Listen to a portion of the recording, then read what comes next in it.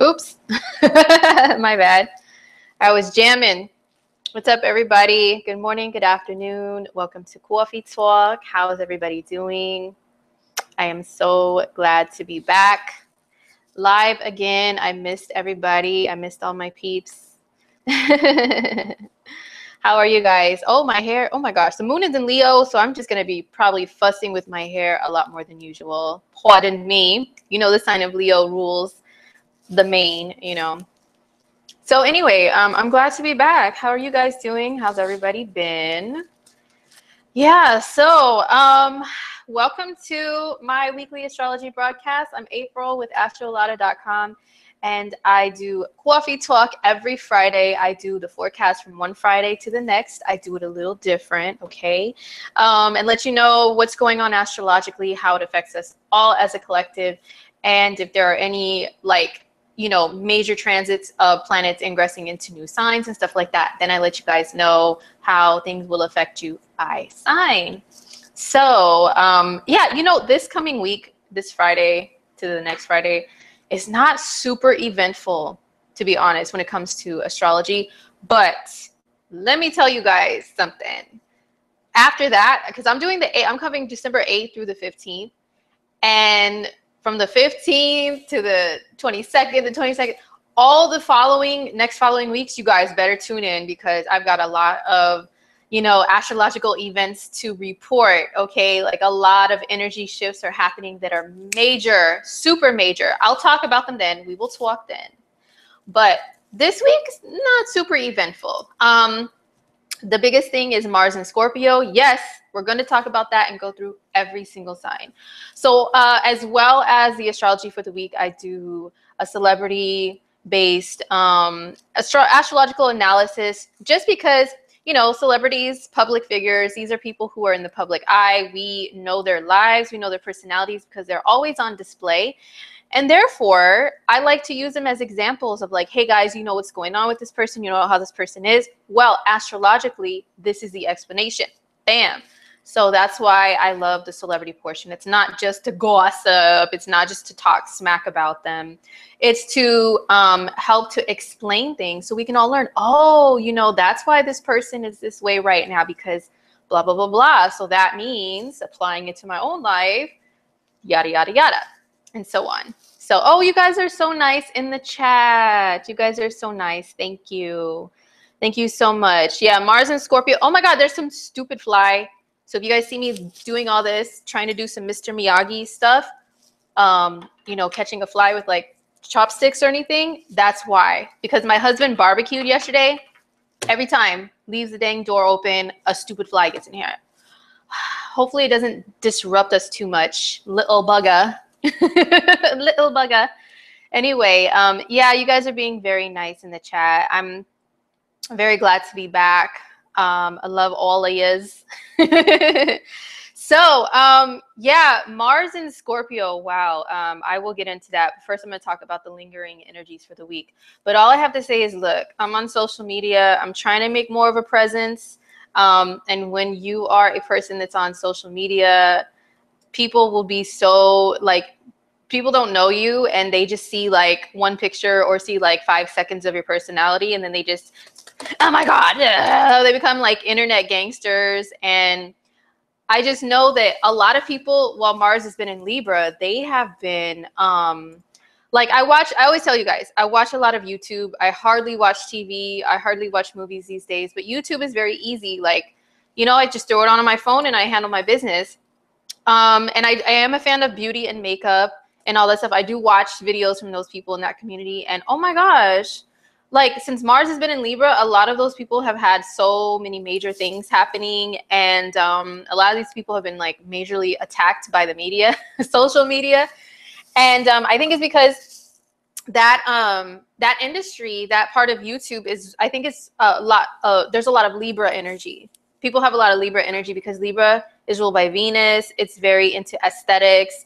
And it's very like, hey guys, what would you like to see from me today? You have to have some element of that. I'm finding to be in that world, that YouTube world. So a lot of these people just been like people have been attacking them. Oh my gosh, it's been crazy. So yeah, I'm like, ooh, people better not start acting all crazy to me when Mars goes into my rising sign, because I'm a peaceful person. I'm not trying to have it. I'm not trying to hear it. So cross your fingers for me, guys. If you watch on my videos, people are going to be like, oh my God, look at your hair. Look at this. Like all this stuff that's totally irrelevant to the messages of astrology. Usually happens. Let's hope not, though. But yes, we will get into Mars and Scorpio, how it's going to affect everybody, how it's going to affect you by your sun, moon, or rising sign. But I wanted to talk about what has still been lingering on. Mercury retrograde. I think I've been gone for like 2 weeks or something. I don't even know. My world has just been, you know, a whirlwind, as you guys can imagine. But Mercury's been retrograde, so I don't think I've really had a chance to speak with you guys about it. And now it is in a conjunction with Saturn. It has been this whole week. It's like it was in a conjunction with Saturn. It stopped at a standstill around 29 degrees of Sag. Then it started retrograding back and still hanging around Saturn, having these talks with Saturn, you know. And I've noticed it. I've noticed it in myself, other people around me. You know, Mercury conjunct Saturn. Mercury is communication, and Saturn is being stern and being strict, you know, and it's business too. Mercury is also movement. Mercury is driving. Mercury is traveling. Mercury is, you know, all of those things. Mercury is breathing. Mercury rules a lot of things. So a lot of restriction has been happening with all Mercury ruled things from people. So yeah, Mercury retrograde in general, usually you have more car issues come up, because what is Mercury retrograde? It's retro, it's going back over these things. It's a review, it's a time of review. And I would imagine that a lot of you guys who work regular 9 to 5s, let me know in the chat, or let me know in the comments once this publishes, have any of you had to have any like a review or a talk, or being called into the office, pulled aside by management or anything this last week? Because I have experienced this before, Mercury retrograde conjunct Saturn, and it was horrendous when I still worked a regular job, because my boss, he was like uber, like Capricorn moon, trying to be stern anyway, and very precise Virgo sun. So he wanted to sit and comb through every single little thing of one matter for like an hour, every single detail. It was so excruciating. And I was just like, I feel like I couldn't breathe. Okay. I was like, get me out of here. I can't breathe. I got a pain in my chest. I can't breathe. Okay, boss, like this is ridiculous.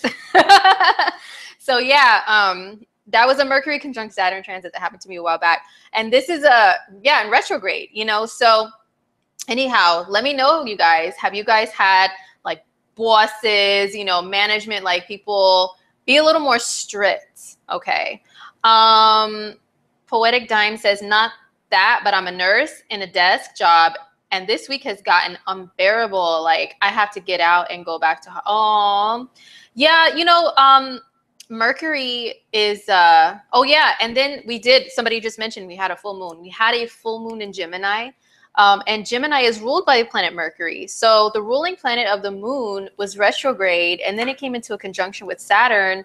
So yeah, for some people, it's been a little challenging with Mercury ruled things. It has been. But for some people, you know, Mercury and Saturn together is business. It's like reviewing things to do with business, with responsibilities. Saturn is long-term planning. Saturn is long-term investment planning and life planning, you know. So some people have just been, you know what, I need to go back over these things and make sure that I have them in order.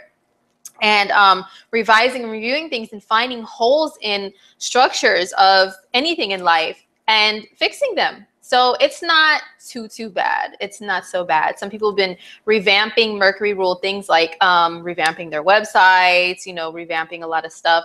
So it's a time to redo, revamp, let me slow down. And also with Mercury retrograde, you have to slow down when you talk and when you think and when you walk and when you drive, because that's when you get into the most troubles, when you're trying to do things too fast. Because I always find that Mercury retrograde is like a CD or a record that's skipping. You know, it's going and then it's skipping ahead a little bit. And then you skip a lot of important, like the meat of the song, you know, or the most important details of something. You're skipping it. So yeah, that's what happens a lot of times with Mercury retrograde. So it's always a reminder to slow down and to just do things in a little more relaxed and detailed manner, so that you don't have mishaps. You know, that's Mercury retrograde. I know we can joke all day and talk stuff about Mercury retrograde and, oh my gosh, the world ends when Mercury's in retrograde. The world goes wild and chaotic. There are some things like that happen. I'm not denying that. And I do joke about them and talk about them all the time myself. But yeah, it's nothing to just fear completely and just think, oh, the whole world is just exploding right now. Let's see. The reckoning meeting is coming for the real soon. You miss your deadlines. You're preparing for it. You are handling your priority business. Yes, that is really stuff to do when Mercury is in retrograde. Definitely. Oh no, Venezo Latina says, I got a speeding ticket yesterday for the first time in my life. And you see Saturn, it rules authority figures. That can mean the government. Saturn rules the government. And I was like, that was another thing that I was thinking, like a lot of people are more at risk when Mercury is conjunct Saturn for stuff like that, for speeding tickets. Mercury's driving, Saturn's the government, you know, Saturn is checking things, you know, making sure people are acting right and doing things by the book. So be careful out there, guys. You know, no speeding, slow down. You don't want those cops, those sneaky, you know, I cannot, as a Scorpio rising, you know, Scorpio, we could be sneaky, you know, we could spy and all that stuff. But if other people do that to us, oh my God, like we can't stand that. So I really hate the cops that hide in the bushes alongside the freeway and then they just pop out. I'm like, are you serious? You're trying to be a ninja? So I will be, you know, scanning and looking like, like I see you guys hiding over there. You know, you can't fool a Scorpio. I see you. But anyway, yeah. So watch out for those ones, guys, especially with Mars entering Scorpio, you know, so yeah. But yeah, so Mercury conjunct Saturn is still lingering. It's retrograde. So you can be checked and disciplined, which is Saturn, on anything that you have skipped, that you have missed, details that you're lacking in, all of that stuff, you know. So just take it as a lesson learned if any of that stuff comes up. So I'm going to take a sip of my turmeric tea, my favorite tea, and show you guys my new coffee cup. It says, "'Tis the season to sparkle." And since the moon is in Leo today, Leo energy is all about the sparkle and glitter. And I have gold glitter on my eyes too, you know, feeling that Leo moon energy. But yeah, this is my new coffee cup. I got it from Target. Isn't it cute? And it has gold on it. And you know, Leo is about gold. You know, I have a little tad bit of Leo stuff in my chart, so I'm all about this stuff. So I'm gonna take a sip real quick. Let me see what else you guys are talking about, and then we'll move along.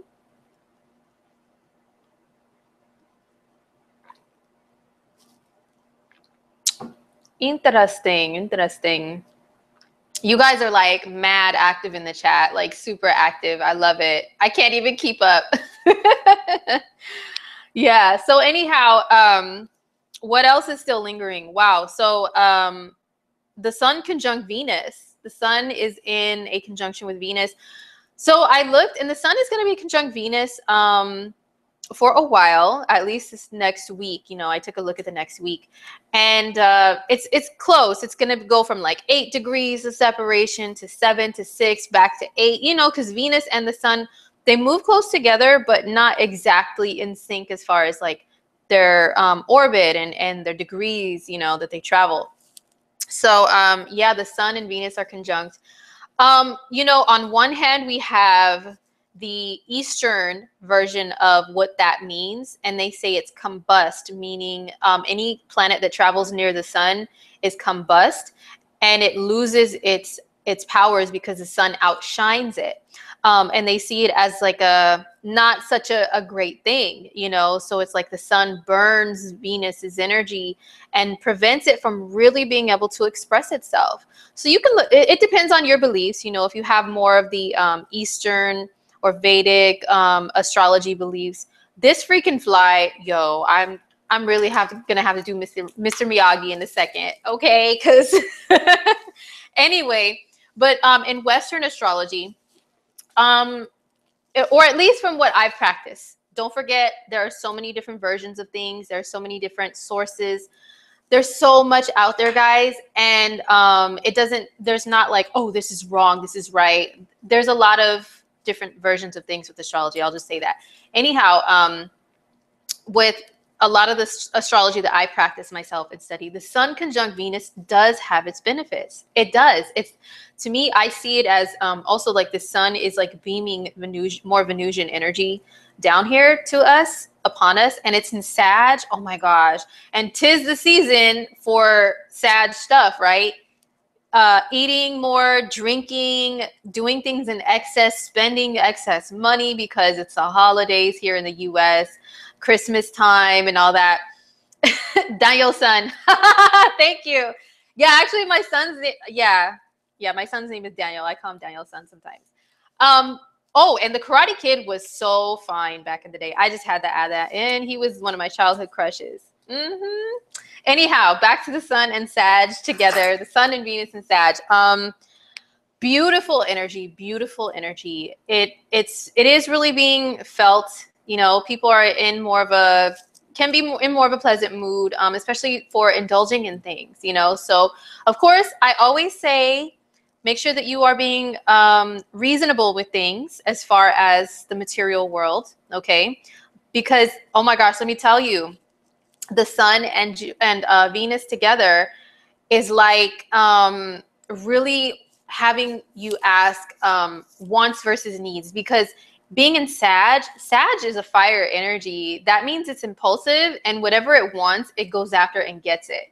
You know, with a big smile on his face, you know what I mean? So we're encouraged to do that with things that are Venus ruled. So that means shopping, anything that you can buy with money, anything you can touch, taste, smell, hear, all of that stuff. So of course, and because Mercury is retrograde, also, like, be mindful of your purchases. That's all I'm going to say. Be mindful of your purchases, especially ones that are mercurial in nature, like devices you use for communication and stuff like that. Yeah, just be mindful of your purchases, because you may buy things and then want to take them back. Actually, that happened to me yesterday. I was like, I should have known. I'm an astrologer. Like, why am I not taking my own advice? Okay. Because I went to Ulta to buy for a purpose, and also Mercury conjunct Saturn. Saturn can teach you lessons. Okay. I went there for a purpose to buy one thing. And then I saw another thing that was very cute, and I was like, oh, let me try this. You know I'm not supposed to, Saturn, but you know, let me just try something. Let me just splurge a little bit. So I bought this set of lip glosses. They were gorgeous in the package. I tried them on. Oh my gosh, they were garbage. Like, they weren't even what they appear to be when you actually wear it. And I was like, okay, now I got to return it. So there's a lot of, take your time making purchases, because you may have more returns. It happens during the holidays anyway, but just saying, because it's Mercury retrograde, there could be an increase in that. And I know my fellow retail workers out there, oh my gosh, you guys working retail during the holidays, I have to give it up to you for your patience and for sacrificing too. It's a lot of sacrifice to work during the season in retail, you know, because it is demanding of your time a lot more. And some people would rather be spending their time with their family, you know, but instead you got to meet the demands of society and what they want, you know? So yeah, that's, working in retail during the holidays, I give it up to you guys. And yeah, you guys are going to have a heck of more returns to deal with. I'm just giving you like a forewarning so that you're prepared, you know, so you're not annoyed when it happens. Okay. Cause it will. Let's see. Aurora says, I work retail and our return system was down for 2 days. People were not happy. I can imagine, girlfriend. Yes. For retail people, I always give them respect. Yes, Eva, please do, because I've done it many a year. Always during the holidays as a seasonal temporary side job. And it is tough. You know, we're there till like 1 a.m. and stuff sometimes, you know. I've done it here and there this season. You know, of course, I had a lot of family stuff going on, so I couldn't consistently do it. But I was working until, yeah, I think the latest I got out one night was like 1:45 on a Wednesday night. So in the morning. Okay. So yeah, it's tough. It's tough. Anyhow, so yeah, Sun conjunct Venus, it's little in Sag, it's beautiful. It's beautiful. Just watch the overindulgence. But it is wonderful for just being jolly, happy, grateful. Sag energy, I find, is so all about being grateful and gracious, like giving. Jupiter is about giving. It's about blessings. It's about abundance. So I find that Sag energy tends to bring more of that out of us. On a negative side, it can be greed, you know, wanting to overdo things and accumulate so much that, you know, it's too much. It's too much. But it's very beautiful. Did I just shoo a fly? Yes, I did. Oh my gosh. Like I said in the beginning, I hate when my husband barbecues because he always lets at least one stupid fly in here. Anyway, so let's move along. Also, we have Mars at 29 degrees of Libra today.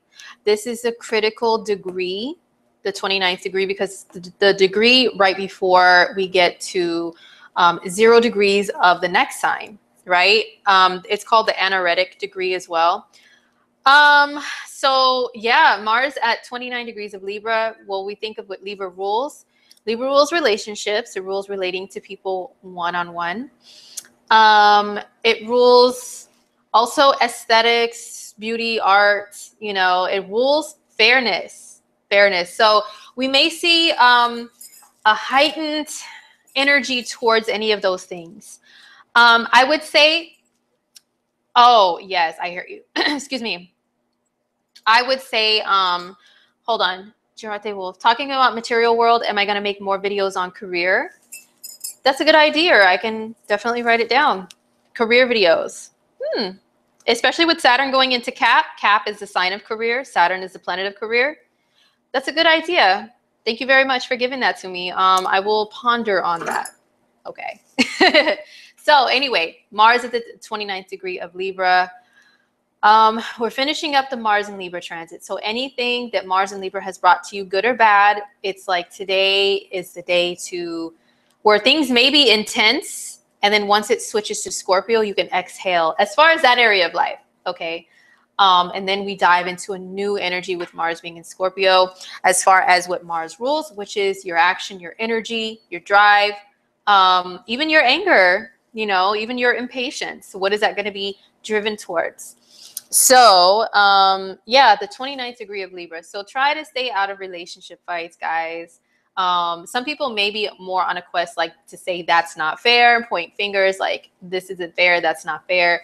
You know, with Mars at this degree of Libra, it's going to be like, it's kind of like Mars is moving and it's like, I don't know, like I'm a Pisces moon, so I'm very imaginative. And sometimes it's hard to put what I see in my head or I feel into words. But I kind of feel like Mars is buzzing at the 29th degree. Any planet at the 29th degree is like supercharged, buzzing with this energy. And at the same time, it's like trying to handle unfinished business in that area, trying to handle tie up loose ends, you know, and then it's going to move on to Scorpio. Then it's going to be like, for a second, it'll be like, exhale. And then it's like, okay, now we're in this new energy and we're hyped, you know, with this new energy. So tying up loose ends with Libra-like matters is definitely what this is going to be about. So now I am going to go to Mars and Scorpio for every sign, and I'll let you guys know when I'm talking about coffee talk. Some people don't really want to stay for that part. They just want to say, what do you have to say about me and my sign? And that's it. And that's completely cool because that is a big part of my weekly broadcast. I mean, it's astrology, you know, it's your horoscope, it's your forecast. So I will get to that, but I'm going to, I had a special request from a viewer. A viewer emailed me and asked if I can cover the chart of a young lady who is really accelerating right now in music. And I was like, of course, you know, and she's a Scorpio and we're getting into Mars and Scorpio. And she has Mars and Scorpio and she's into astrology, you guys. She's into astrology. She knows her chart.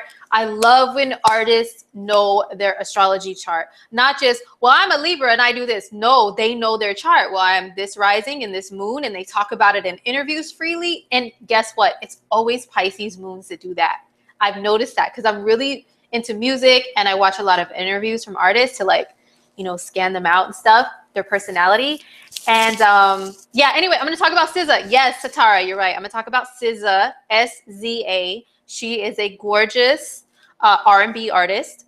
Her music is a little bit different than the average R&B. And that is due to her chart, which I will go over at the end of Coffee Talk. So yeah, stick around for that if you want to see me go over SZA's chart. So let's talk about Mars and Scorpio. Mars moving into Scorpio. Wow. So the last time Mars moved into Scorpio, it was transiting through Scorpio in 2016. Dang it, you know what? I had dates written down, but not okay. Let me go back. Let me go back to 2016. Let's see the exact dates for when Mars was last in Scorpio. That way you guys can get an idea of what you may be dealing with. So the last time, and oh my gosh, every time I do live broadcasts, my nose itches. It's the weirdest freaking thing. So sorry if anybody is like, I don't know, feel some kind of way about that. I'm just weird. I'm sorry. But Mars was in Scorpio. It entered Scorpio January 3rd, 2016. And it was there through March. Yeah, it was there through March March 5th or 6th. Oh, and then it went retrograde in Sag. Okay. And it went back into Scorpio May of 2016, May the 27th of 2016. It went back into Scorpio. It went back to 23 degree Scorpio, and it went forward at the end of April, and then, or June. Wow. And then it went direct. Yo, Mars was in Scorpio for a big part of 2016. Then it went back into Sag. It didn't go back into Sag until the 2nd of August, 2016. So from January to August, we had a back and forth of Mars and Scorpio. And so if you can think, if you know where Scorpio is in your own chart, or if you are a Scorpio, think back to those times. What happened? What happened in 2016 that was major, that was Mars ruled? Did you find yourself having a lot more energy? Most likely if you're a water sign, you did, you know. Did you find yourself facing some sort of challenges, you know, because Mars's energy is about taking things head on, right? So what head-on challenges did you have that were Scorpio related? Yeah, and there was like, oh my gosh, and I'm not, like I said, I'm not going to try to scare everybody or anything, but just being honest, the last time Mars was in Scorpio, we had that massacre of from the Pulse nightclub in Florida in the USA, and it was so sad, so devastating, and it was definitely something to do with a Scorpio topic, because it was to do with sexuality, and Scorpio rules that, and Mars rules that, and the killer had issues with his own sexuality, which is why, you know, which was the underlying cause of him acting out in that way and doing that, you know, and it was very sad. So let's hope that we don't have anything crazy like that again this time around. If you have any frustrations that have to do with Scorpio, that have to do with Mars, make sure you get some help, you get some therapy.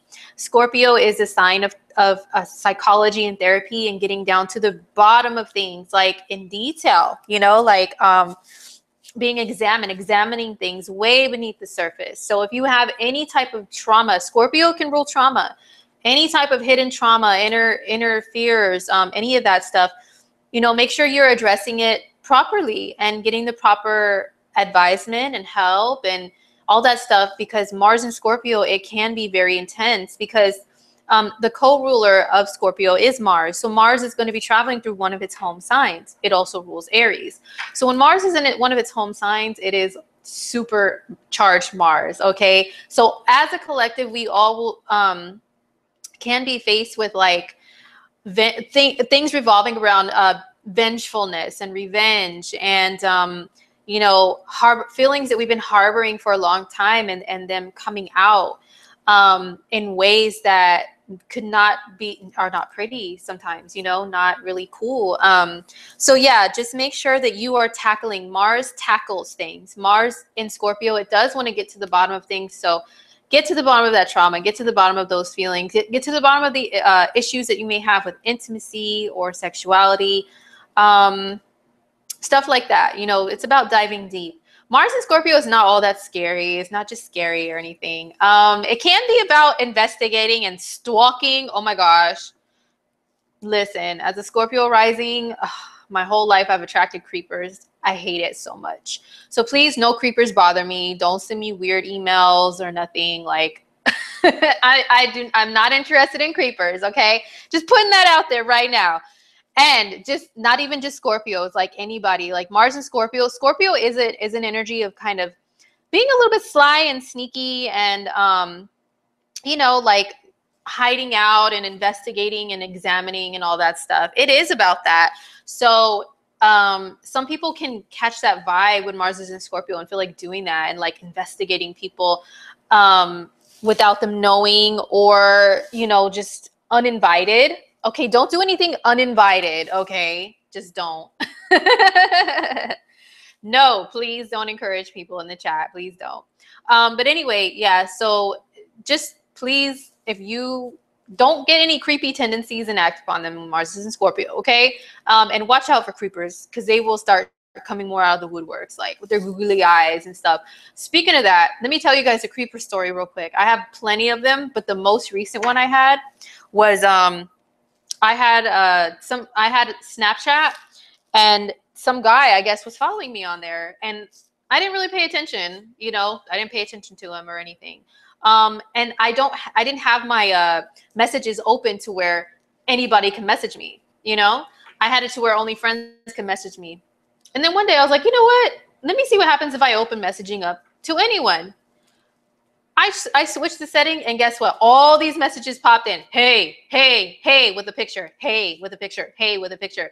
And it was this guy, and his eyes were like, really Googled, and like, oh my gosh. I was like, oh, no way. And I blocked him. I deleted him. And guess what? He found me on a different social media platform. Started sending me the same messages. Hey, hey, hey, with his eyes all Googled. And I was like, oh my God. And I blocked him, and I screenshot it, and I showed it to all my friends. I was like, if you guys see this, if this dude tries to add you on anything, don't add him. He's a stalker. He's weird, you know? Oh my God. So yeah, it's just, I attract the creepers, I'm telling you. So please, no creepers to anybody. Creepers, leave people alone. Okay. Yeah. So anyhow, but it is a great time to be passionate though. Mars in Scorpio is super passionate. That's what I love about that energy so much. Having a lot of passion and drive towards things, like feel like Scorpio is a water sign. So water energy in astrology is about feeling. So feeling passionate about anything in life, and just really having these blinders on, this tunnel vision, and going after something passionately. Okay, that's what it's used for properly. So yeah, it's a passionate energy, supercharged. So yeah, that's Mars in Scorpio. So it's gonna be on the 9th of December, and I know there's people watching from different parts of the world, so it's probably already almost the 9th of December in some areas. But I know it's like Eastern US time, it's like 3 something a.m. on December 9th. West Coast US time is like a little after midnight on the 9th of December that Mars shifts into Scorpio. So yes, Cassandra, she's singing Super Freak by Rick James. Hey, Mars and Scorpio may bring that out of some people now, okay? And it's not always a bad thing, depending upon your situation. Mars will be conjunct with Jupiter too. Yes, Mars will come into a conjunction with Jupiter. I believe it's the end of December, beginning of January. Once we get there, and I'm doing coffee talk, we will talk about it then. But yes, it will be. Oh, you're watching me, Hussein from, please forgive me, am I saying this right? Bahrain? Yeah, Hussein is watching me from there. So thank you. Thank you. All right. So yeah, Mars and Scorpio. Let's talk about how it's going to affect Each and every sign. What area of life are you going to be super uber passionate about? You're going to have your blinders on. You're just only going to see that one thing that you want and go after it, okay? Let's see. Leo Princess 90. My dad comes to visit me during Mars and Scorpio. Your dad's Mars is in Scorpio. Yeah, do your best to get along with your father. He may be easily agitated. If anybody out there is also having a Mars return, Mars returns are times where you can be a little more easily agitated by people. And as long as you recognize that, maybe you can stop yourself and woosah, you know, and also if you're a Scorpio too. Winged Star, did I say? Yes, I did. I did see that. I did. I love her. She's so dope. I don't know if I could talk about it on here, but yes, I love her. And I will be doing her chart soon, so stay tuned. Anyway, so let's start with the signs. Let's get to the signs. Oh, Sean has a moon in Scorpio. You'll be okay. You'll be all right. As long as you're aware of the energy and the intensity, maybe you can keep yourself under control. So how is Mars in Scorpio going to be affecting Aries? Aries people, Mars in Scorpio. And let me give you guys the dates as well. It is December 9th through exactly December 9th through OM to the G. Sorry, just one second. Where's my other screen? Okay. So Mars is going to be in Scorpio from December 9th, 2017 until January the 26th. Yeah, so December 9th through January 26th, Mars in Scorpio. So for Aries people, how is that affecting you? This is in your 8th house. So everything Scorpio that we spoke about, that we talked about, that's going to be all on you, Aries. So this could be about, yes, about tackling things like trauma, tackling things to do with your emotions that you hide away, that maybe you try to keep under wraps and under control, but when Mars hits there, Mars can dig things out, you know, so don't be wilding out, Aries, all right? But yes, this is a time for Aries to be supercharged when it comes to intimacy as well. Aries people, I see you. Yeah, so very charged with intimacy, with also the 8th house is other people's money, which means taxes and borrowing money and loans and credit cards and all that stuff. So you guys could be passionately going after that money, the 8th house brings to you, which is maybe tackling debts, you know, maybe tackling loans that you owe and paying them off because it's just annoying you that they're still hanging around. Maybe other people owe you money, Aries, and you have to go after that money. You know, you have to be like, hey, you know, you got to play that Debo role a little bit. You know what I'm saying? Or what was it, Debo? No, Big Perm. You have to be Big Perm a little bit, Aries, you know, about your money that people owe you. The 8th house could have you going after and passionately bringing in some sort of extra income. That means income that's like passive income, like say for example you set up something, you like build a page that has a couple little like merchandise or something, and that way it's like things are already created that all you have to do is sit back and collect the money, you know. Yeah. I know, thanks Art. That movie, I love that movie, right? But yeah, you guys may be sitting back and trying to yeah, just collecting some money, collecting some checks, you know what I mean, you know, but you may have to pursue it at first, get something going, you know, get something going, like those things to where if someone clicks on a link that you post, every time they click on a link, you make money. So you can bring in and gather in more of that with Mars transiting through your 8th house. So it's all about some passive income. It's about passive income. It's about passion. It's about getting rid of old trauma that's hanging around in the back of your mind. And it's about intimacy. So good luck with that, Aries. All right, so Mars moving into Scorpio from December to January for Taurus people. Taurus is how's Mars and Scorpio affecting you? This is going to be in your 7th house of relationships. OMG. OMG. So, of course, I give the good and the bad. So, for Tauruses, this is maybe if you're a Taurus, you've been single for a long time, you're tired of being single, you're going to really be feeling like, I just want to be with somebody.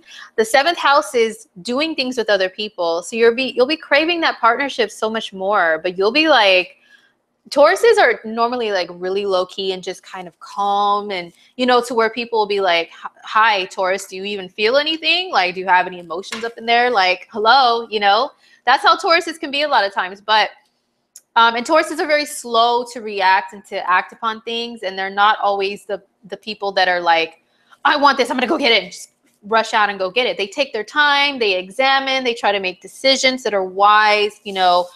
However, when Mars is in your seventh house of relationships, when it comes to getting into a relationship, you may be more like, you know what, I see that person, I want them.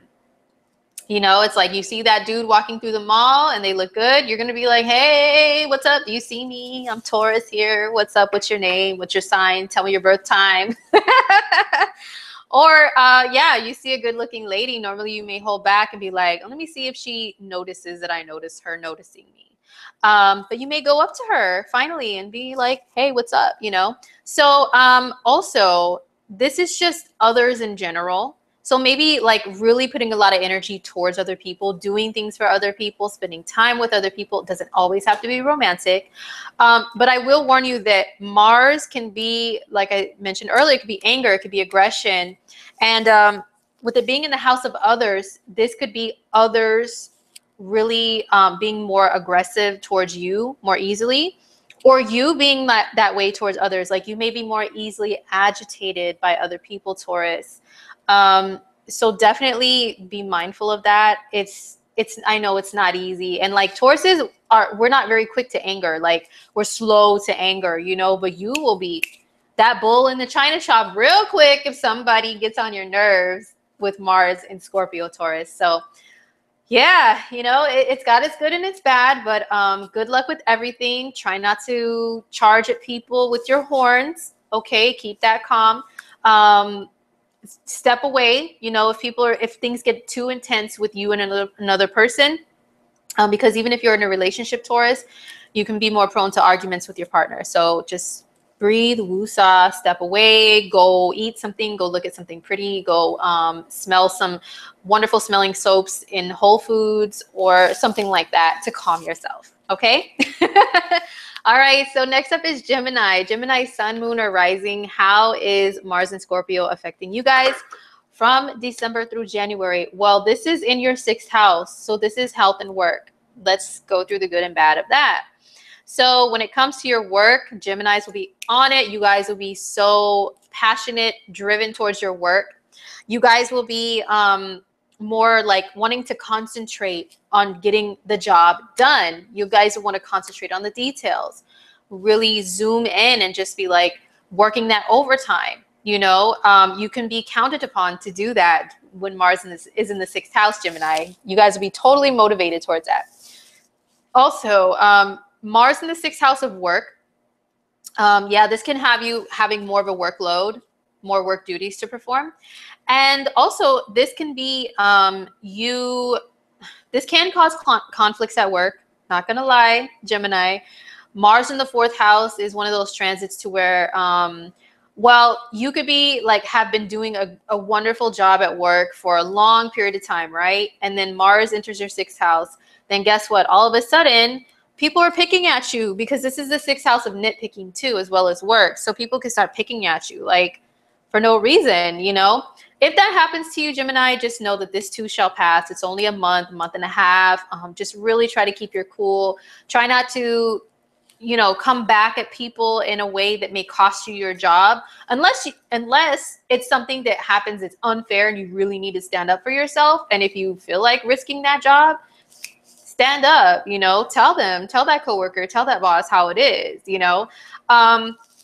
Mars in the sixth, if you're a Gemini and you work in like a customer service type of job, any type of job where you deal with a lot of other people, you may have customers that are a little bit more on the what's it called? They're a little bit more on the aggressive side. So yeah, like I said, it's just a short period of time. You can get through it. You can get through it. But yeah, it is good for really staying on task and having tunnel vision, putting in that overtime, being a good citizen at work. That's the best advice I can give, Gemini. Just continue to be a good little worker, doing your job and minding your own business. Okay, that's how you get through a Mars in the 6th transit.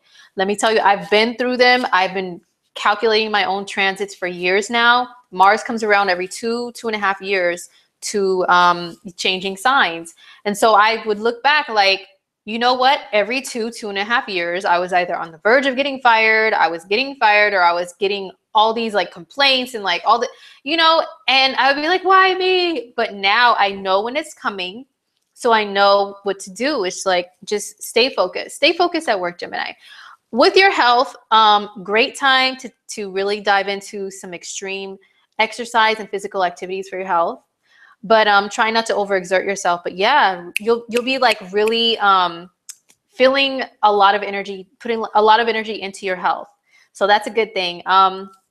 Mars in the 6th, sometimes I've seen people, they get like food poisoning or things they eat irritate them, because the 6th house can rule intestinal functions. So be very careful what you eat with Mars in the 6th house, Gemini. Try not to eat anything that's going to inflame your insides. But other than that, yeah, work and exercise and, you know, stay up on your health. So yeah. All right. So next up is Cancer. Cancer, sun, moon, or rising. How is Mars and Gemini affect? Mars and Lord have mercy. Let me take a drink. Hold on. Let me start all over. Hold on.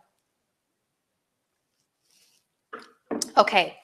Mercury retrograde rewind.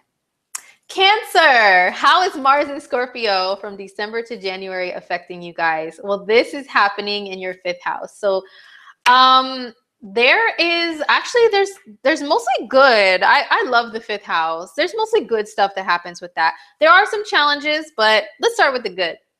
So Cancer, Mars in your 5th house. This is a house of romance. You know, this is a house of dating. This is a house of fun. So this is action and passion being applied to those things. So if you're a Cancer and you're single, this could be a time where you guys are really dating a lot more. You're allowing yourself to step out of your comfort zone, out of your shell, and yeah, get out there and date, have some fun. It's not strictly just dating though. It's just fun in general. Okay. Mars in the 5th is active. So you may want to do some active activities, participate in some sports for fun, for example. It's a fun time. So also the 5th house is children. So you may want to be putting, as if Cancers already don't put enough energy into their kids. You know, Cancer is one of those signs that really love kids and babies and stuff. But yeah, you will be more motivated towards doing active things with your children, getting out, going camping, going, I don't know, whatever it is that you like to do. Okay. You'll be putting that energy there. Now, the only challenge that I see with Mars in the 5th is if you do have children, I always notice Mars transiting the 5th makes your kids act up a little bit more, makes them a little bit more unruly, and like it could be agitating and you may have to put the smack down. Okay. So yeah, that's really the only challenge. But also the 5th house is being creative. So if you're a creative person, you may just want to, you have a superpower of being supercharged with a lot of passion, a lot of drive to just dive into those things, you know, to whatever your hobbies are, whatever you feel like doing that really makes your heart glow. That could be anything. Yeah, Dee is saying, I'm married, I hate sports, and no kids. Okay, well, you know, this is very general. This is general. If you want personal forecasts, you know, of course, you can get those. But this is just general. All right. But yeah, just hobbies, things that you love. You're going to put a lot more energy into that, Cancer. And it can be a really fun time of your life. So next up is Leo. Leo, sun, moon, or rising. How is Mars in Scorpio over the next month going to affect you guys starting on December 9th? For Leo people, this is in your 4th house. So your energy, oh my God. Sorry. Your energy is going to be applied towards family, applied towards your home. So you guys could be moving. Some Leos could be moving. You know, with other planets just had been finished finished up in Scorpio over the last month. You know, we had a new moon there. We had a full moon on your 10th and 4th house axis. We had, you know, the sun, Mercury, all this stuff traveling through Scorpio in the last like month or two. Some Leos could have been really focused on moving, getting the process started. And then when Mars steps in, Mars is action. So you may be applying the action towards actually moving, you know, performing the act of moving. For some of you guys, this could be renovating your home. This could be just being really busy around your house, looking around, seeing things that need to be fixed, you know, and applying your action there. For some of you guys, the only thing that's like really not that great about Mars in the 4th, well, one of the only things, just as a general forecast, is since Mars is aggression and anger, there could be more of a possibility of fights with family. And I know Leo is a very dramatic sign. You guys know that you're dramatic. So there could be some family drama, okay, and that's never fun. So I would advise you guys to try to play it cool. If anybody in your family challenges you and tries to drag you into it, just, you know, keep in mind, okay, this is only December through like the end of January, so I don't have to feed into this. You know what I mean? Like this too shall pass, you know, just keep that in mind. Keep that in mind, Leo. But yeah, this could be anything to do with home, to do with family, putting energy there, passion there. You could be putting a lot of energy towards maybe helping out your family. You know, maybe somebody in your family really needs you to stand up for them, you know? So you may have to do that with Mars in the 4th house. So it is about home and family for Leo people. So best of luck to you guys. All right. So next up is Virgo. So Virgo, sun, moon, or rising, how's Mars and Scorpio affecting you guys? So this is in your 3rd house. So the 3rd house is like day-to-day places that you go. I find it to be, I say it's like errands, like the house of like running errands. So being a busybody, oh my gosh, being like the Tasmanian devil, like you feel like your head is spinning, you know, that's how 3rd house energy, 3rd house transits can be sometimes, like blah, blah, blah. Like you feel like you're being pulled in all these different directions at the same time.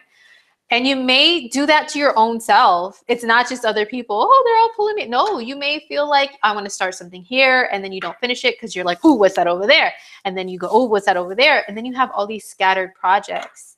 Okay. And Virgo is a sign that is normally very detailed and very organized, but you guys are ruled by Mercury, and so you can be kind of scattered sometimes too. So a Mars transit the 3rd house can have you guys a little more like scattering your energy around a little bit. So just be mindful of that, you know, make sure you're still completing things before you start the next thing. Okay. Yeah, but you may be busy running a lot of errands. It could be that other people are just asking you, hey, Virgo, can you do this? Can you go here? Can you do that? Can you do that? It's like, oh my God, can I have a chance to breathe? The 3rd house is also siblings and cousins and other family members, neighbors, people around the way. So try not to get into any quarrels, any fights with any of those people, because with Mars here, it can more likely bring out some of that stuff, you know, some of that energy and anger towards those people. And also people around your way, like in the places that you go daily. If you go to Starbucks, you go to the store, you go to the bank, those people that you see is the 3rd house. So where you may be like, oh my God, they're so like, you know, don't get into a fight with none of those people. Okay. Mars in the 3rd house is transportation. Somebody mentioned that in the chat. Thank you very much. So yeah, transportation. Definitely take care of your vehicles, especially because you're Virgo, you're ruled by Mercury, especially because your ruling planet is in retrograde. Virgos are ones that have to be especially careful with their vehicles. Maybe with Mars in the 3rd, that can have you going after any problems with those vehicles, with your ways of transportation, and fixing them, you know, working on getting them fixed by the right people, slowly but surely. Okay, because since Mercury's in retrograde, you want to make sure it's thorough and it's done right. Sorry. So best of luck to you, Virgos. So next up is Libra. Libra, sun, moon, or rising. How is Mars and Scorpio affecting you guys from December until January? This is in your 2nd house, going after that money. And you know what? I see Phil is in the house. I see Astro D is in the house. Thank you guys so much for your support and coming through. And Phil is a Leo. I'm sorry, a Libra. My bad, Philip. He's a Libra. Philip Daniel Miles here on Lada. He's so cool. Yes, he's a Libra. So this is for you too, Phil. So Libras, going after that money, Mars in the second house of earned income.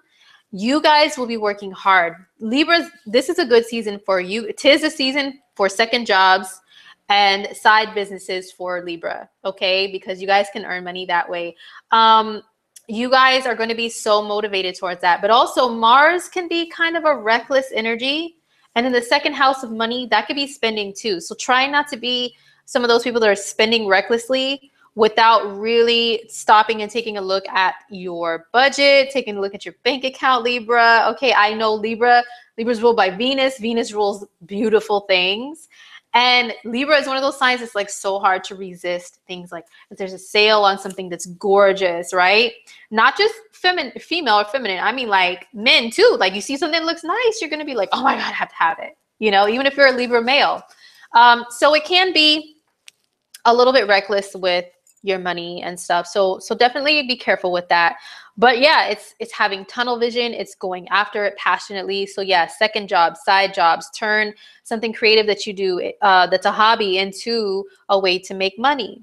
You know, Philip says, I spent so much today. Oops. Ooh wee. Well, as long as you have the means to do it, I mean, no problem. You know, some Libras can afford to spend recklessly and enjoy this season of shopping and stuff. There's nothing wrong with that.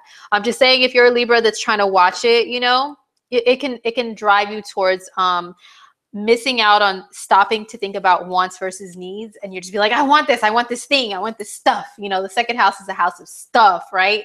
I just want it. So yeah. Yeah, so it's all about money for Libra people. So next up is Scorpio. Scorpio, sun, moon, or rising. How is Mars and Scorpio affecting you guys?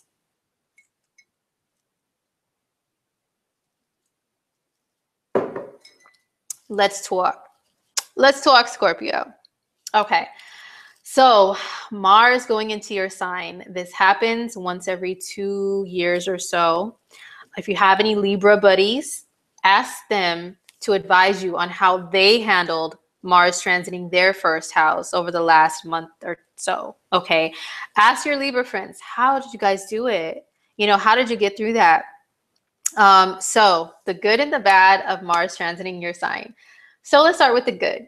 All right. So having loads of physical energy.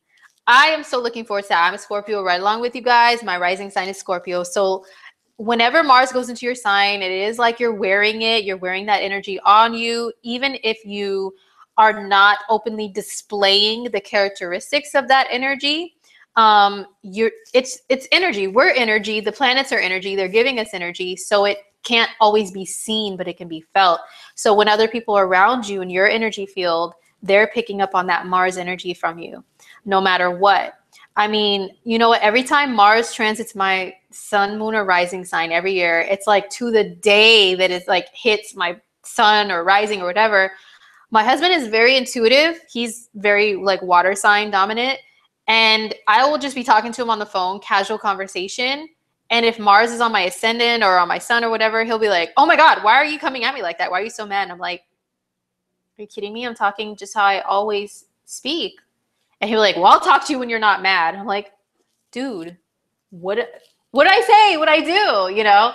So because like other people who are intuitive, they can pick up on energy, they will be feeling that from you. So you have to be consciously aware of that, Scorpio. And make sure you keep your, you know, keep yourself under control. There's some situations you won't be able to help it though. Like I said, like other fellow intuitives, they'll just feel Mars on you and they don't know how to like translate that, or is that the right word? They don't know how, like, they don't know how to explain what it is. They just know like the regular earthly stuff, you know? So they don't really speak this language to know, oh, you're having Mars in your first house. Oh, Mars is conjunct your moon. That's why I feel that from you. So I'm not going to take it personally. No, people will be taking stuff personally. It's like, oh my gosh, I really don't mean it that way. And Scorpio, when Mars is in your sign, you will actually be more just like your voice will be louder. Your tone will be a little bit more stern or like, you know, forward. And people will be like, wow, what's wrong with them? And you're like, what? I barely did or said anything, you know? And there could be some challenges to where You are like, oh, I'll answer that question in a minute. There could be some challenges to where, yeah, you're just minding your business and people will be like, you know, thinking that you want to fight or you want to challenge them, you want to compete, and you're like, are you serious? So yeah, that's Mars's energy. Also be mindful, be careful of the possibility of any like injuries, you know, because you'll be so physically active that there's a possibility of like overdoing it with things. But Linda is saying somebody wants to work out. Yes, definitely. Work out when your Mars is in your sign. It is a really good time to be physically active. You'll have so much more energy. Mars was dragging behind in Libra, okay, dragging behind in our 12th house, which can make us burn out so quickly and just knock out when we're trying to get things done. But when Mars goes into your sign, Scorpio, it's like, nope, I'm up early, I'm on it, I'm ready for the day, I'm ready to be passionate about life and go after what I want, you know, and work or whatever it is that you want, you will go after it even more. And, you know, you have a better chance of getting it or achieving it. So use your superpowers wisely, my Scorpio people. So next up is Sagittarius, Sun, Moon, or Rising. How is Mars in Scorpio affecting you guys through January of 2018? So this is in your 12th house. Yes, Mars rules the muscles, D. They sure do. Scorpios, time to bulk up. But for Saggies, this is going to be in your 12th house. So you guys will be the next ones to kind of experience an easy burnout, you know, of your energy. If you overexert yourself, you'll be like, because I always explain it this way, that Mars is like, imagine it's a very hot, fiery, active energy, right? And the 12th house is comparable to an ocean of water that's very deep. So imagine this hot fireball, it dunks in this ocean and it's like fizzling out and it's kind of floating there. And you know, Mars is a circle with an arrow. So the arrow is going like this. Whoa, I'm not really sure where I'm going, not sure what I'm doing. And now I'm getting sleepy, right? So Sagittarius can easily feel like that. But the good thing is that there's still going to be energy in the sign of Sagittarius. We're still going to have Venus for a while, the Sun for a while, Mercury for a while. So you guys just kind of maybe go back and forth between that, you know, depletion of energy and having a lot of energy, back and forth. So just be aware of that and don't be too hard on yourself, Sag. Take care of yourself. Now, also, Mars in the 12th is another one of those transits where people can recklessly spend, and Saggies are a fire sign. Fire signs know all about being reckless. You guys rule that. But you may have the potential to be a little bit more like that. Caroline says she could be so clumsy for real. Yes, let me tell you, you guys can be Saggies. So you may be a little bit more like that. So just be aware of it and really take things a little slower. You know, don't try to rush yourself to do things as usual. What else? Mars in the 12th. I would say to pay attention to your dreams. Also, Sag. And like I said, I'm sorry if I'm messing with my hair a lot. The moon's in Leo, and I tend to do that when the moon is in Leo. I've noticed a lot of other people do. Lada's a Leo moon. So, you know, you guys know she always messes with her hair, and I think it's adorable myself. But yeah, Leo moon, sorry. But anyway, for Saggies, yeah, Linda mentions gambling. So yeah, it could be, you know, just watch it with the gambling and you know, stuff like that.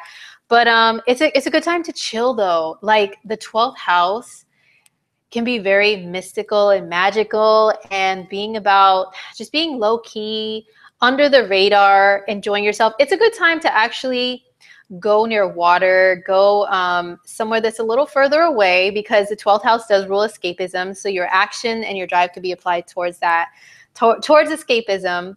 But of course, I encourage the healthy escapism. All right. You guys know what I mean? So yeah, escaping, getting away, just kind of, you know, taking some time out for yourself is also Mars in the 12th. A lot of time out for yourself, especially for reflection upon things. And helping to tackle like some old like subconscious things, you know, that maybe tie up loose ends before Mars hits Sag next month in January. Then it's time for action, you know. But before action, what do you have to do a lot of times? You do have to kind of chill out. Oh my God, go away. You do have to kind of chill out and have time to think and, you know, relax and stuff like that. So Give yourself time to relax, Sag. It's okay. It's okay to do that.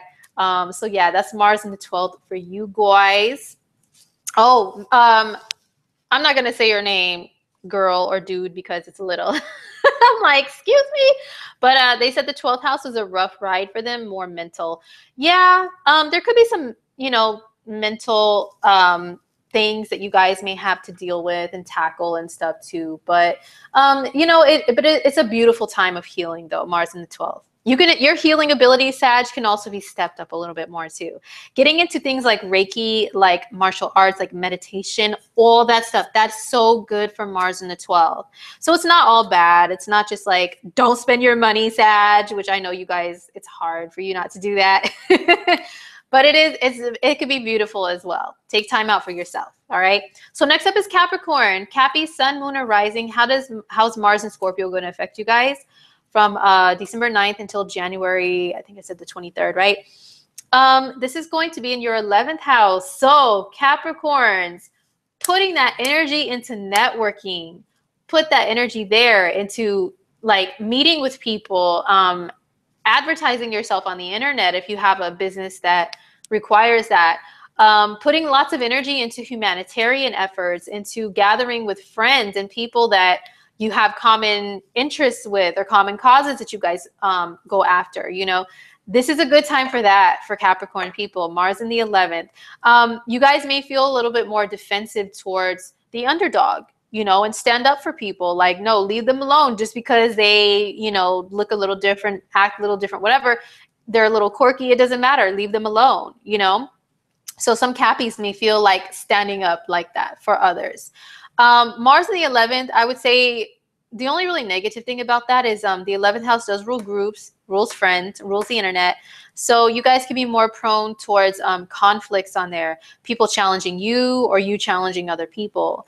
But, as I always say, like if you're aware of the energy, the time frame that energy is so strong and intense, maybe you can keep that in your mind subconsciously and have control over yourself. Capricorn is a sign that's really about control too. So maybe you guys can have control over yourself and make sure you don't go too crazy and like just jump on things like, what's the word I'm looking for? Like Capricorns are not the most impulsive people. They like to plan. Okay. So maybe you won't jump on a conflict that's unnecessary upon impulse if you're aware that there's more of a tendency for that during this time. So stay out of the fights that are unnecessary, but standing up for people though, standing up for people, Capricorn, you guys will really be all about that. Maybe being active, doing active things within groups of friends, like going out and doing physical stuff, whatever you Cappy people enjoy. Everybody's different, no matter what your one sign is, you're all different. Whatever it is you enjoy, you'll want to gather with some groups and get out there and do those things. So it could be fun. It could be fun. Oh, okay. Giselle says, feeling that lately. Yes. So yeah, that is Mars and Scorpio for Capricorn. Your energy is going towards networking, friends, standing up for people, standing up for yourself, but just no fighting on the internet. Okay. All right. So next up is Aquarius, Sun, Moon, or Rising. How is Mars and Scorpio from December 9th through January affecting you guys? Well, this is in your... Hold on, I skipped Aquarius when I wrote my notes. Okay, Aqua. Okay, so this is in your 10th house, Aquarius. Wow. So for Aquarius, where's my Mr. Miyagi's? Oh my gosh. Come here, annoying fly. Oh my gosh. I didn't catch it. I'll catch him after this broadcast, so his butt is mine. Your butt is mine. Sorry, Aquarius, but you guys are weird. You understand my weirdness. So Aquarius, Sun, Moon, or Rising. Mars and Scorpio is going to be in your 10th house, which is your career, which is your goals, your highest achievement that you guys want, the title that you want to hold, the title you want people to know you as. When they speak of your name, they say Aquarius. Oh yeah, they are a blah, blah, blah, blah. Are you an advisor? Are you an official? Are you a manager? Are you a CEO? What kind of title do you have? That's the 10th house. So you'll be applying lots of passion towards that. just like a soldier, like marching, like you're not going to be playing around. You're not going to be playing any games when it comes to anything to do with your business, your career. Wow, it's a really good time to be motivated for that, you know? And you won't want anybody to stand in your way. This can make you kind of competitive. It can make you highly competitive, Mars in the 10th. We will talk about that actually with the Aquarius rising person that I'm reviewing their chart in Coffee Talk. She has Mars in the 10th, and she said she was very competitive. She is a sore loser. She said she's a sore loser, but that just means she just said like she doesn't like to lose. She likes to be the best at whatever she wants to do. So Mars in the 10th by transit, it can bring more of that out of you, being the best at whatever it is that you can do and wanting to be that top person, you know, that holds that title amongst a sea of people. So yeah, you guys will be really inspired, going after your aspirations. It's really cool.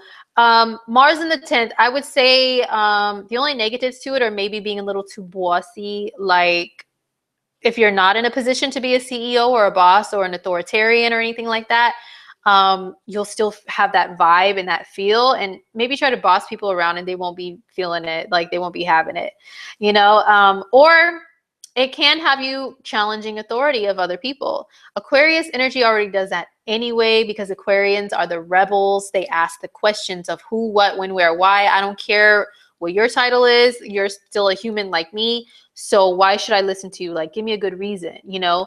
And Aquarius can be very rebellious in that way. So Mars in the 10th house can encourage you to be rebelling against authority a little bit more. So be careful though, Aquarius. Don't get yourself into any issues to where you get in trouble with the law or the government or anything like that, because you're challenging them. They may challenge you too. So you're another sign that definitely should be careful with like driving and all that, because you could be more, you can attract more things to you with Mars in the 10th house, like getting pulled over and stuff, you know, Aquarius. So yeah, Mars in the 10th. Be passionate about that career, those goals. You can get it, but don't be too bossy. All right. Okay. So last but not least is Pisces, sun, moon, or rising. How is Mars in Scorpio affecting you guys? So Pisces, this is in your 9th house. Oh my gosh, this is really good. There's not too much negative I can say about Mars in the 9th. Sorry. Oh my gosh, who is this? I have to decline this call. Oh, I know who that is. I'll call them back. Anyhow, did we get stuck? What happened? Are we still here? Oh my gosh, how is my computer gonna hate on Pisces like that? Okay, let me know if you guys can still see and hear me, because my screen is showing frozen. Okay. Mercury is retrograde, so okay. I think we're good. I think we're good. I refreshed my screen. Okay, great. Anyhow, Pisces, this is in your 9th house. Pisces, sun, moon, or rising. This is in your 9th house. And yeah, as I was saying, not too many terrible things I could say about Mars transiting the 9th house. It's very good. It's very positive. 9th house energy is about positivity. It's about enjoyment of life to the absolute fullest, not worrying about tomorrow, not worrying about consequences, just like, I am free. So some of you guys may feel like that, Pisces. And yeah, it can be a time to where you travel. Of course, because of the Mercury retrograde, be very cautious with making your travel plans and everything else to do with traveling. Be very cautious. But this fly done hit me in my nose. You know what? 187 on a fly as soon as this is over. Anyhow, yes, traveling. Good time to travel. Good time to explore the world around you, Pisces, and be curious. You're going to be curious about the world. Curious about the world around you, about experiences that you've never had before, adventures you've never had. The 9th house, we always mention education and travel. We always say that, right? Blah, blah, blah, education and travel. But I always see the 9th house also as life experiences, like oh my gosh, it's not just traveling. It's like, I've never been here before. I've never experienced that. I've never experienced this culture before. Talk to people of this culture. I've never tried this kind of food. It's like exploring the world around you, exploring the universe, right? It's really dope energy. So for Pisces, this is a very complimentary energy to you because it's in the ninth house and also because it's a fellow water sign. So you like Mars is going to make a trine, which is a very positive aspect to you as a Pisces. So your energy levels will be up high. It's beautiful. The only thing I could say is Jamie says, travel too expensive for me currently. Oh, I hear you on that. But you know what? Travel doesn't have to mean going to a foreign country. It can mean there's like a festival in your city that is based on a certain culture and you want to go, you can just go there, you know, or there's like a different restaurant, a restaurant from another culture that's around the way and you've never been there. So you're going to go explore, you know, and check that out. So it's not always just like spending thousands of dollars on a flight, like across the world, you know, that's when we talk about ninth house travel, it doesn't always have to mean that. It can mean locally going on a hike somewhere in a mountain you've never been to before, but it's not too far away, you know, but it's still away from home. You know what I'm saying? So that could be travel with the ninth house, but yeah, or just experiences like in life in general. It could be beautiful.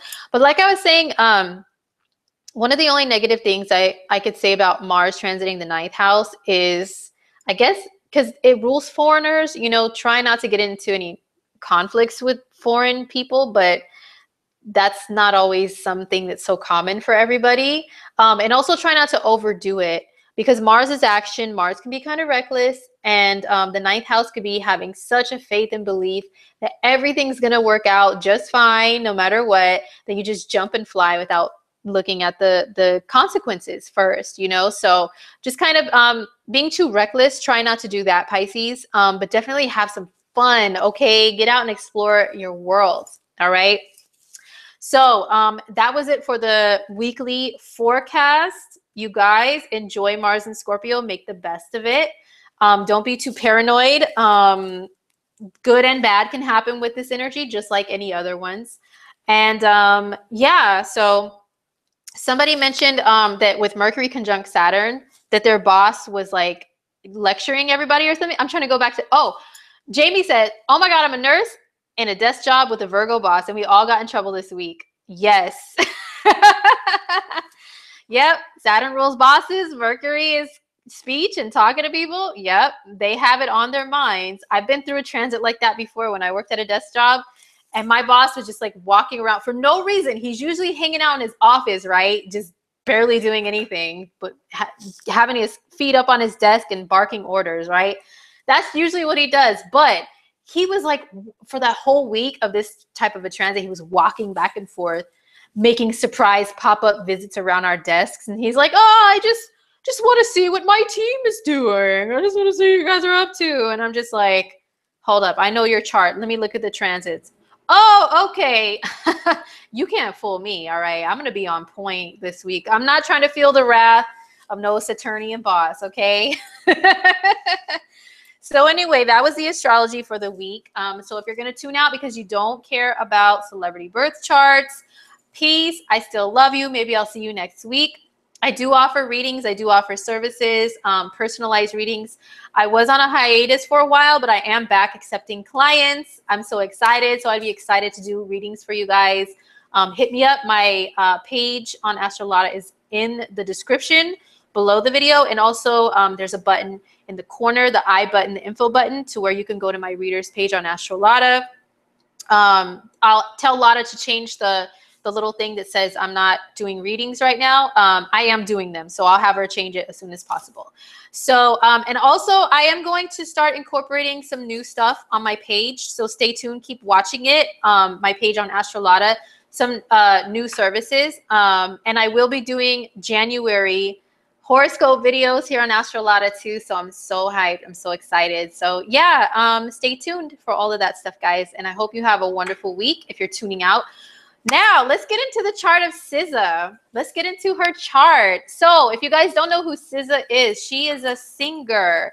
I think she's labeled as R&B, but she's an Aquarius rising. Her music style is not like the average R&B. She incorporates a little bit of this and a little bit of that. Her style is like really different. So yeah. So anyway, she's a singer. Her name is spelled SZA. That's it. It does stand for something. I'm gonna read. What does she say that SZA stands for? At first, because in the Wu-Tang Clan, there's the RZA and the Jizza. We thought she's the SZA, like a Wu-Tang member. But she says it stands for Self-Savior, Zig, Zag, Zig, Allah. Okay, that really means something to her, I guess. Yeah, so that's what SZA stands for. She says, da, da, da. Okay, yeah, I was just reading what it stands for because it was a little complicated. But yeah, so that's SZA. So a viewer requested me to look at her chart. She does have a song out that, well, she has an album out. It's called Control. And here's the thing that's very interesting. It's called Control, but it's CTRL, like how on Macintosh computers, the control button is CTRL. Now she's a Scorpio stellium. She has a stellium of planets in Scorpio, and she has an Aquarius rising, and those are both fixed signs. So she is about control over herself, over her life. And she, like, for a fixed sign person, the issue of control is something that's like lifelong struggle, you know, that we have a love-hate relationship with, that part of ourselves that can be controlling, or we like to be in control of ourselves and in control of our life, sometimes in control of others, you know, in control of our relationship partners, all of that stuff. So I think I heard on an interview she did kind of mention that. But anyway, let's look at her chart and talk about her. I'm so excited. So she has a song out called The Weeknd, not the Weeknd, like missing the E, like the artist, The Weeknd, the singer guy. No, but it's called The Weeknd, like spelled just like the regular English word. And it's about a woman who is sharing, she knows she's sharing her partner with other women, and she's just like, okay, I guess if that's how it is, you know. Mimi says, I can't wait for Saturn to leave. Well, he's going to leave, then he's going to go into another part of your life, though. Just keep that in mind. But yeah, we'll talk about Saturn in the next couple of coffee talks. So let me pull up SZA's chart. Now, while I'm pulling it up, getting ready to screen share. So if you go on to astrotheme.com, that's usually where I get celebrity charts from. But I always look at the source. I look at the source of where they got that information from, where they got that chart from. Where did they get the birth time? If they do have a birth time, where'd they get it from? Because sometimes it's like not the most reliable source, you know? So on astrotheme.com, I try to look up SZA's chart, and they have her birthday as November 8th, 1990. Okay, and then I follow SZA on Twitter, and I listened to some interviews of hers, and she doesn't say, oh no, I wasn't born in 1989 or 1990. She doesn't say that, but she gives her astrological stats.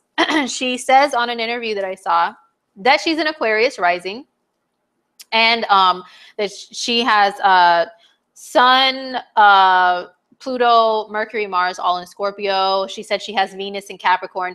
So of course, you know, being an astrologer, I did the math. I went to see, oh, well, what year were all those planets there on November 8th? And it's a year before the birth date that's listed online. Okay, so she was born November 8th, 1989.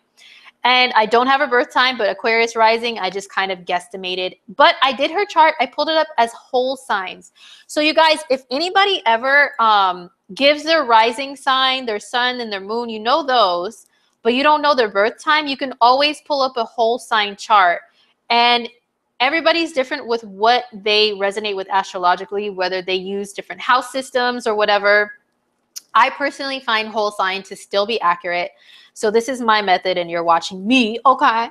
So this is what I'm teaching is you don't know the degree of the ascendant, look at their whole sign interpretation, and it's still going to be pretty accurate. So she's an Aquarius rising. I'm so happy. I was so happy to hear that, because that's the reason why SZA's music is a little different. Like, it's not just average R&B, woo, you know, it's not just that. Like I said, there's elements of different styles in there. And her flow, her delivery of the lyrics is not just all singing like at the top of her lungs, ah, you know, it's not always that. It's kind of sing-songy. It's kind of like talking sometimes too, or rapping a little bit, kind of, sort of. It's just different. It's so cool. But yeah, so she has a stellium of planets in Scorpio. And I did see, she did a little skit or a little interview, mini interview for MTV or VH1, I don't remember which one, where they asked her, or she said, 5 rules with dating a Scorpio. And every single one of them, I was like, oh my gosh, she's so true. She's so right with that. Like she said, Scorpios, we don't share. Scorpios don't like to share. But then again, listen to this though. She said Scorpios don't like to share. Okay. But she has that song called The Weekend about being a side chick, okay? About being somebody who's dating a guy who dates other women besides her, and she's like cool with that. She's like, I'll keep him satisfied until the weekend, and then on the weekend, I guess, then he's yours, you know, but I have him on certain days, you do, and it's all good. The reason why she says that, and she's still a possessive Scorpio, is because I think she's describing a situation to where her Aquarius rising, and she has Venus conjunct Uranus, which is very similar to Aquarian energy. That energy kicked in more to where it's like detached. It's emotionally detached. So she was seeing somebody in the song. Okay, she's seeing somebody and she's like, I don't care that I'm not your only one because I'm not really like attached to you like that, you know? But as a Scorpio, if she's ever really passionately all in, merging, like opening herself to really attach to somebody, that's when that Scorpio kicks in and is like, I don't like to share. You know, I'm not down with that. So she has a stellium of planets in the 10th sign from her ascendant. Okay. And it's funny. This matches up with what she described as her early life. She said her parents are corporate people. I can't remember whether or not she said anybody was in the military in her family. I could have sworn she did on an interview, but she said her parents are very corporate. Like her dad was an executive in a company, and he's like also religious. And then her mom is also an executive in a company. And yeah, so executive is 10th house. Okay, that's executive, right? And so she has the sun here, you know, that represents the father. So yeah, this is why that's totally representative of that. Now, so she has Mercury conjunct Pluto, conjunct the sun, very close. That's why it's her music is deep and soulful. Like her lyrics are deep and soulful. They really are. And she even says like it takes a while. Sometimes she'll want to revamp her projects. Like they really have to mean something, you know? Also, she's a Pisces moon. Oh my gosh. And look, she's got this grand water. I'm so hyped. Okay. One thing at a time. All right. So she has a moon in Pisces. OMG. I'm so happy about that. Have you guys noticed, if you are fans of newer music, newer artists, especially ones that are in the R&B-ish kind of category, you'll notice that a lot of newer artists are Pisces moons, and all of them know their astrological stats. Janae Aiko is a Pisces moon. And she always talks about the fact that she's a Cancer or she's a Sag rising and a Pisces sun and moon. Who else? Oh, I was getting her confused with Kehlani. Kehlani is also a Pisces moon, and she always talks about the fact she's a Cancer rising and a Taurus sun. You know, these ladies always mention their stats in interviews, and I think it's beautiful because they're young, right? And I feel like this is showing that the age of Aquarius, we're definitely transitioning into that, to where people are openly and freely talking about astrology. And if people are going to say stupid stuff about it, it's like, whatever, we don't care. We know who we are because of our charts, you know? So anyhow, all those 3 ladies I mentioned are all Pisces moons. They all are, their music is like different and cool and stuff. Pisces energy, it's different as well, you know, as well as Aquarius. It's very outer worldly. And it doesn't always go along with the norm either. It goes with the flow, you know? So she has a Pisces moon in the 2nd, and 2nd house energy, having a moon in the 2nd means you really, when you are like in some sort of emotional mood, you will do things that are second house related in order to cure that mood. So I heard her say that like if she's upset, then she will like go shopping or get food or whatever, you know. She will always do that because that's what happens when your moon's in the second. You really do get cravings based on your emotions, and you think it's going to be a fix for things, but a lot of times it's not. You know, you're made of water. You got to go really deep and figure out what's going on with you emotionally. But yeah, so she's got this grand water trine, okay, between her Mercury and Pluto and Sun conjunction with her moon and with Jupiter in Cancer. Oh my gosh. She said that she has had so many different jobs. She's worked in a lot of different places before she became an artist full time. Jupiter, it rules having an abundance of things. And Jupiter in the sixth can mean somebody that always has all kinds of different jobs. It's either you need to have a job that's Jupiter in nature, like maybe one to where you can travel, one to where you can experience different people, different cultures, you have freedom, all that stuff. Otherwise, you'll just be in Jupiter in the sixth. People can always end up going from job to job to job to job all the time, you know. But it seems like I know somebody else that has Jupiter in the sixth like that. I have a extended family member like that. Every time I see the dude, once every few months, hey, I got a new job.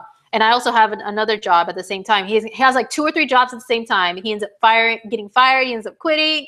You know, he's always got all these different jobs, odd jobs. So anyway, SZA, her real name is Solana. She said that she's had all these different jobs. So that really makes sense for Jupiter in the sixth house. But this grand water trine, this shows it's from her second house of earned income, sixth house of work, 10th house of career, and your title. This is a flow. This means that all of these things have to flow together for her to be fulfilled in what she's doing. It's like the money she makes through her title, through the work duties, it has to be all fulfilling. You know, these 3 houses are the main ones I look at for career. So all of this stuff flowing together. She's doing the right thing by being an artist, you know, totally doing the right thing by being an artist. Also with her life purpose, look at the North Node. The North Node is in Aquarius. So she is here to do things that are Aquarian, that are different, you know, that are innovative and creative and that we've never seen before. She's totally here to do that. She's on that mission. And with it being in the first house, this means that the South Node in Leo, in a past life, she was more Leo-like. She maybe was showy and big and more like into love. Well, she's still into like love and being in love and stuff, but more focused on being in a relationship, you know, early on, very serious and like not doing her. That's what South Node in the 7th can mean. And then the North Node in the first house, she's here to do her. She's here to, not saying she shouldn't get married, she should be solo forever, but she's here to be an individual, to find herself. And I've heard her say that in interviews a few times, that like it's taken a while for her to develop, figuring out who she is, who she really is. Because South Node in the 7th house, that means that early on she was really influenced by lots of different people. And when you're like that, when you have the 7th house stuff, it's hard for you to figure out who your true self is. So yeah, that definitely plays out with her North Node in Aquarius. She's been having some eclipses. There will actually be an eclipse on her North Node in a couple months in February. So I don't know if maybe during that time we'll see SZA release something really big, or maybe like up to 6 months after that, maybe we'll see some really huge changes with her personal life and with her career with that eclipse so close, right? Because it's going to be at 22 degrees and her North Node is at 21. So I hope it's something good for her. I hope it's something good. She's so adorable. I love her. Yeah, so SZA has Jupiter transiting through Scorpio right now. Not only is she a Scorpio sun, but also Scorpio is the 10th house for Aquarius rising. So this is really going to be a big year for her to rise more to the top. And I know she said she's scared, like she gets scared of fame sometimes. She really does, because that Scorpio and that Pisces energy is so sensitive, right? But she's, you know, and also like South Node in Leo, that means in a past life, she maybe was more Leo and showy, but she's trying to get away from, like, subconsciously being too much like that now, you know? So that's why she's like, oh, I don't know about all this fame stuff, because subconsciously, her soul is like, been there, done that, girlfriend. What are we going to do this time? You know, we got to do something different. But this is really a big year for her. This coming year, this Jupiter and Scorpio cycle is huge for her. And then once Jupiter hits Sag, it'll be in her 11th house of, you know, worldwide connecting with people. So she's going to continue. We're going to continue to see more of SZA. If you don't know who she is now, you will be knowing who she is. And yeah, I just love her. I love her. So that is SZA's chart. Hold on. Let me see what you guys are saying in the chats over here. Hope you guys are still with me. Yes. Okay. She has a kite. Oh, yeah, she does have a kite, huh? Let's see. Yeah. Wow, so much stuff is like flowing through the chat. I can't even keep up.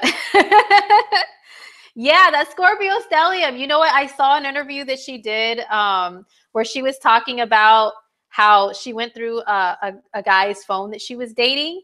And her story, oh my gosh, I was like, yo, I can relate to that so much as a Scorpio. Like, I had a similar story where Scorpio will hold back on information. This is what she said she did, okay? She said that she was walking on the beach with the guy she was dating, and then she saw he had a hickey on his neck. And see, Scorpios, we won't always just be like, oh, hell no, you know, and start, we won't do that. We'll be like, okay, all right, let me analyze the situation, okay, and keep it to myself, you know, hidden Scorpio. And she has a Pisces moon. Pisces moons love to give the benefit of the doubt. We're like, we hope somebody's being true. You know, we want to see them in a positive light. So I didn't see that. Shh, put a fog, right? That's her Pisces moon. And I'm also a Pisces moon, so I can relate.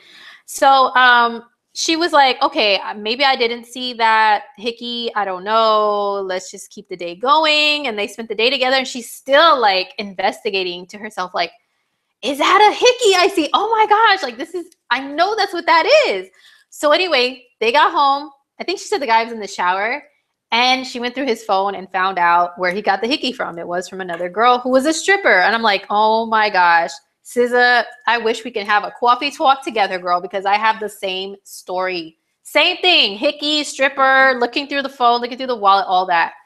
So she asked the guy, she confronted him, but it wasn't until later on, much later on, because that's what Scorpios do. Like, okay, let me ponder on this. Let me investigate a little more. And then once I have enough information, bam. So what about this? You know, evidence right in the face.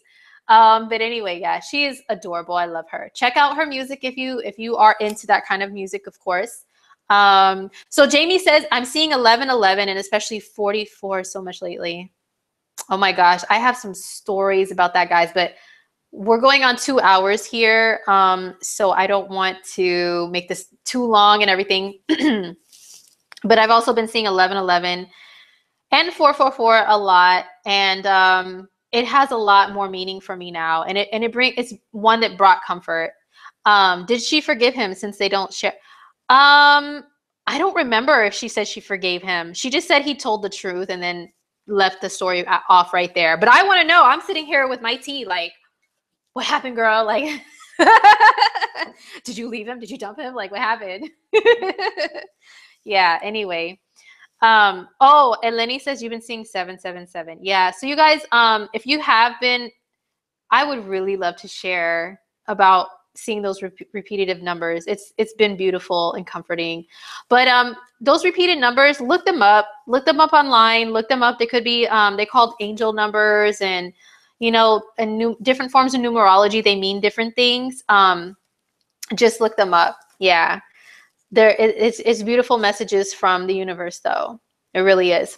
So thank you guys so much. Thank you for tuning in to Coffee Talk. I'm seeing some other things in the chat where you guys are giving me suggestions on stuff. I'll write them down. Hopefully I remember them next week. Especially with Mars going into Scorpio, one thing I forgot to mention is all the stuff that Jupiter in Scorpio has been bringing to the surface, bringing to light, as far as any allegations of like sexual misconduct or abuse or rape or any of that. Jupiter in Scorpio is what's bringing that out, guys. It's exposing, expanding upon those things. And when Mars goes into Scorpio, we're going to see more people even coming more to the surface and fighting. Mars is fighting, so people will be fighting against that a lot more and more passionate about standing up when it comes to those things, you know? So more is going to come to the light, more of the hidden. So just watch for that in the news. And I hope you guys have a wonderful weekend, all that stuff. And I will see you guys next Friday. I'll be here. I love you guys. Hit me up for a reading. I'm back in business. Ready to talk to you guys now. So I'll see you next week. Love you guys. All right. Peace out.